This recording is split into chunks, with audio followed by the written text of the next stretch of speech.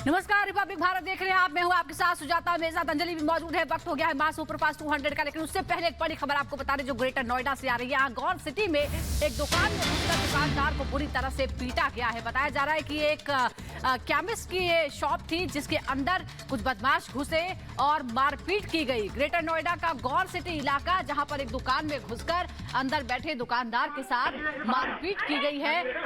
हालांकि अभी तक डिटेल सामने नहीं आ, तस्वीरें देखिए, हम आपको तस्वीरें दिखा रही है। सीसीटीवी फुटेज सामने आया है किस तरह से दुकान के अंदर घुसे। काउंटर के दूसरी तरफ जो शख्स आपको नजर आ रहा है वो इस दुकान का मालिक है और उसे बुरी तरह से कुछ लोगों ने पीटा है। ग्रेटर नोएडा के गौर सिटी का ये पूरा मामला, मारपीट की तस्वीरें हम आपको दिखा रहे हैं। सीसीटीवी में ये पूरी घटना कैद हो गई है। कुछ लोग इस दौरान बीच बचाव करने की भी कोशिश करते हैं। देखिए किस तरह से काउंटर से खींचकर उस शख्स को मारा जाता है। साथ में दो लोग हैं, एक महिला है, एक पुरुष है। दोनों उसे बचाने की कोशिश भी करते हैं, लेकिन ये लोग जिनकी संख्या 5 से 6 है, जिसमें एक महिला भी शामिल है, वो उसे पीटते रहते हैं। और अब दो तस्वीरें हम आपको दिखा रहे हैं। एक तस्वीर ग्रेटर नोएडा की है, दूसरी गुरुग्राम की।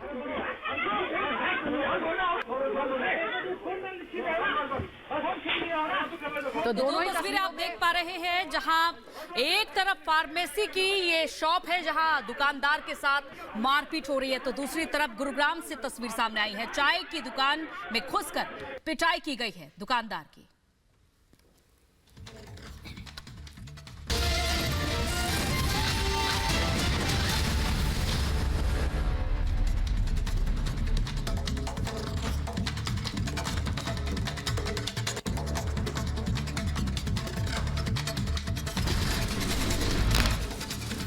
जम्मू कश्मीर से 370 हटने के बाद आज पहली बार श्रीनगर जाएंगे पीएम मोदी। विकसित भारत विकसित जम्मू कश्मीर कार्यक्रम के तहत पर्यटन और कृषि समेत कई विकास परियोजनाओं का उद्घाटन और शिलान्यास करेंगे। कश्मीर के इतिहास की सबसे बड़ी रैली आज श्रीनगर के बख्शी स्टेडियम में पीएम मोदी तकरीबन 2 लाख लोगों को संबोधित करेंगे। रैली को सफल बनाने के लिए बीजेपी ने अपनी पूरी ताकत झोंकी। पीएम मोदी जम्मू कश्मीर में कृषि अर्थव्यवस्था को नई रफ्तार देने के लिए 5,000 करोड़ के समग्र कृषि विकास कार्यक्रम राज्य को समर्पित करेंगे। पर्यटन उद्योग को नई रफ्तार देने के लिए 1400 करोड़ की परियोजनाओं का उद्घाटन भी करेंगे। पीएम मोदी 1000 नियुक्ति पत्र भी वितरित करेंगे और कई सरकारी योजनाओं के लाभार्थियों से बातचीत करेंगे। पीएम मोदी के आने से पहले श्रीनगर तिरंगे और बीजेपी के झंडों से पटा पड़ा है। पीएम मोदी 7 किलोमीटर लंबा रोड शो भी करेंगे। श्रीनगर के बख्शी स्टेडियम जाएंगे। पीएम मोदी के दौरे को लेकर जम्मू कश्मीर में सुरक्षा व्यवस्था सख्त है। पुलिस ने श्रीनगर को रेड जोन घोषित किया। ड्रोन उड़ाने पर भी पाबंदी। पीएम मोदी के असम दौरे से पहले काजीरंगा नेशनल पार्क और टाइगर रिजर्व में तैयारियां तेज हो गई है। पीएम मोदी कल शाम नेशनल पार्क पहुंचेंगे और रात वहीं बिताएंगे। इस दौरान पीएम जीप सफारी पर निकलेंगे और हाथी की सवारी भी करेंगे। 9 मार्च को अरुणाचल प्रदेश के दौरे पर जाएंगे पीएम मोदी। सैला सुरंग समेत कई परियोजनाओं का उद्घाटन करेंगे। सैला सुरंग से चीन की सीमा से लगे तवांग तक हर मौसम में कनेक्टिविटी की सुविधा मिलेगी। रिपब्लिक नेटवर्क का मेगा समिट आज है। पीएम मोदी, गृह मंत्री शाह समेत देश की जानी मानी हस्तियां होंगी शामिल। भारत का अगला दशक थीम पर रखेंगे अपने विचार। रिपब्लिक नेटवर्क की बहुत बड़ी जीत। रिपब्लिक नेटवर्क के खिलाफ साजिश रचने वालों की करारी हार। झूठ का पुलिंदा साबित हुआ पूरा टीआरपी केस। गवाहों को धमकाकर रिपब्लिक पर लगाए गए थे झूठे आरोप। बिहार की बेतिया में पीएम मोदी ने लालू यादव पर बड़ा हमला किया। कहा जंगल राज लाने वाला परिवार बिहार के युवाओं का गुनहगार है। जंगल राज वालों ने युवाओं का भविष्य छीना। जंगल राज के जिम्मेदार परिवार ने बिहार के लाखों नौजवानों से उनका भाग्य छीन लिया। बिहार के बेतिया में परिवारवाद पर बरसे पीएम मोदी। कहा इंडी गठबंधन के परिवारवादियों ने सिर्फ लूटा बिहार में। जब तक लालटेन राज रहा तब तक एक ही परिवार की गरीबी मिटी है। जब तक बिहार में लालटेन का राज रहा तब तक सिर्फ एक ही परिवार की गरीबी मिटी। बिहार के बेतिया को पीएम मोदी ने विकास की सौगात दी। 12,800 करोड़ की रेल, सड़क, पेट्रोलियम और प्राकृतिक गैस से जुड़ी कई परियोजनाओं का लोकार्पण और शिलान्यास किया। कहा इससे युवाओं को मिलेगा रोजगार। सबसे अधिक लाभ उन नौजवानों को होगा जो अभी रोजगार करना चाहते हैं, जो स्कूल कॉलेज में पढ़ रहे हैं। पीएम मोदी ने पूरे देश को बताया परिवार, कहा मोदी ने बचपन में ही घर छोड़ दिया, मेरे लिए तो भारत ही मेरा घर है। आज हर व्यक्ति कह रहा है मैं हूं मोदी का परिवार, हम बानी मोदी का परिवार। पीएम मोदी ने आईएनडीआई गठबंधन पर भी जमकर हमला बोला, कहा इंडी गठबंधन वालों को पता है कि वो चुनाव में कहीं नहीं टिकने वाले, अपनी हार तय मानकर प्रभु राम और राम मंदिर के खिलाफ भी बोल रहे हैं। उनको पता है अब वो कहीं के रहने वाले नहीं हैं और अपनी हार तय देख इंडी गठबंधन के निशाने पर खुद भगवान राम भी आ गए हैं। डीएमके सांसद देर राजा की विवादित टिप्पणी पर धीरेन्द्र शास्त्री का हमला, कहा ऐसे लोग भारत के लिए जहर हैं, इन लोगों को भारत में रहने का अधिकार नहीं।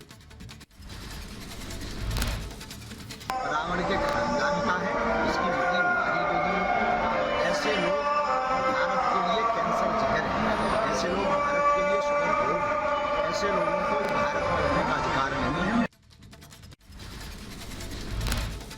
दिल्ली बीजेपी मुख्यालय में महाराष्ट्र कोर ग्रुप की बैठक आज। लोकसभा चुनाव में महाराष्ट्र के उम्मीदवारों के नामों पर होगी चर्चा। दिल्ली में बीजेपी कोर ग्रुप की बैठक, गृह मंत्री अमित शाह की अगुवाई में ओडिशा और कर्नाटक कोर ग्रुप ने मीटिंग की। बीजेपी उम्मीदवारों की दूसरी लिस्ट पर चर्चा। बीजेपी कोर ग्रुप की बैठक के बाद बोले ओडिशा के सांसद जुएल ओराम, ओडिशा की सभी सीटों पर चर्चा हुई है, आखिरी फैसला केंद्रीय नेतृत्व लेगा। 8 मार्च को हो सकती है बीजेपी केंद्रीय चुनाव समिति की बैठक, बीजेपी जारी कर सकती है लोकसभा उम्मीदवारों की दूसरी लिस्ट। पीएम मोदी के पूरे देश को परिवार बताने पर फिर बरसे लालू यादव, कहा बनावटी परिवार बना रहे मोदी, 140 करोड़ लोग बाल कटवाएंगे तो मानेंगे कि सब परिवार। केंद्रीय मंत्री गिरिराज सिंह ने लालू यादव पर किया जोरदार हमला, कहा जो परिवारवादी वही लोग कर रहे हैं पीएम मोदी का विरोध, स्टालिन, ममता, लालू ये सारे लोग परिवारवाद के लिए ही लड़ रहे हैं।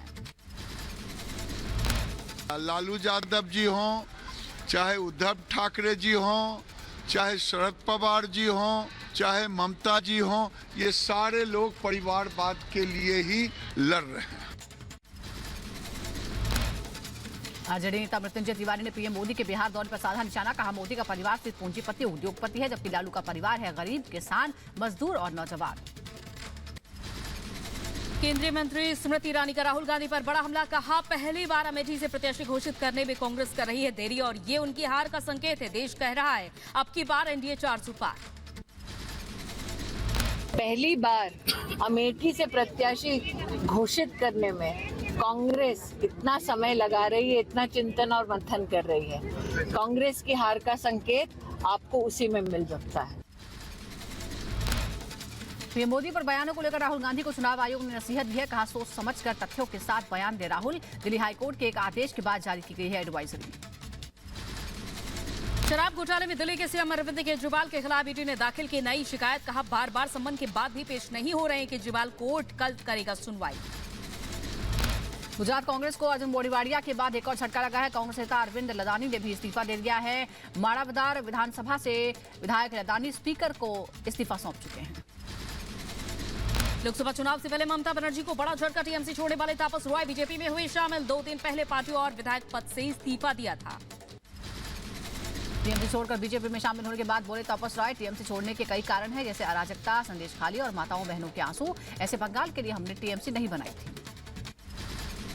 तापस रॉय के बीजेपी पर शामिल होने पर बोले टीएमसी नेता शांतनु सेन, कहा तापस को सरकार में मंत्री बनाया था लेकिन उन्होंने ईडी के डर से पार्टी को धोखा दिया और ऐसे मीर जाफर को जनता माफ नहीं करेगी। बीजेपी विधायक पंकज सिंह ने 80 में से 80 लोकसभा सीटें जीतने का दावा किया है, कहा कोई संदेह नहीं है 80 सीटें हम लोग जीतेंगे, यूपी की जनता ने इसका संकल्प ले लिया है। कोई संदेह नहीं है, रास्ता तो बिल्कुल क्लियर है, 80 सीटें हम लोग जीतेंगे ही। भारतीय जनता पार्टी के कार्यकर्ताओं की भी और उत्तर प्रदेश की जनता ने इसका संकल्प बना ले लिया है। पश्चिम बंगाल की मुख्यमंत्री ममता बनर्जी का बड़ा बयान, कहा हम जिंदगी देने को तैयार लेकिन एनआरसी को लागू नहीं होने देंगे, हमारे धैर्य को कमजोरी ना समझें। आप मेहरबानी करके आइए, आओ वादा लीजिए कि हम जिंदगी देने के लिए तैयार है लेकिन हम एनआरसी करने नहीं देंगे। हम जिंदगी देने के लिए भी तैयार है लेकिन बांग्ला टूटने हम नहीं देंगे। मणिपुर में जल्द लागू हो सकता है एनआरसी। मुख्यमंत्री बीरेन्द्र सिंह बोले एनआरसी लागू करने की केंद्र से करेंगे